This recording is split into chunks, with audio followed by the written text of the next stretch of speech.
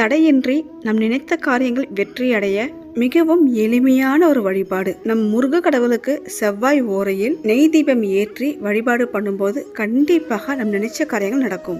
6 வெற்றிலை காம்பு கிள்ளி எடுத்துக்கணும். நல்லா கழுவிட்டு மஞ்சள் குங்குமம் இட்டு மயில் தோகை போல் பித்தளை தாம்பால் தட்டில் அடுக்கி வச்சிடணும். சின்னதா ஒரு அகல் விளக்கு எடுத்துக்கோங்க.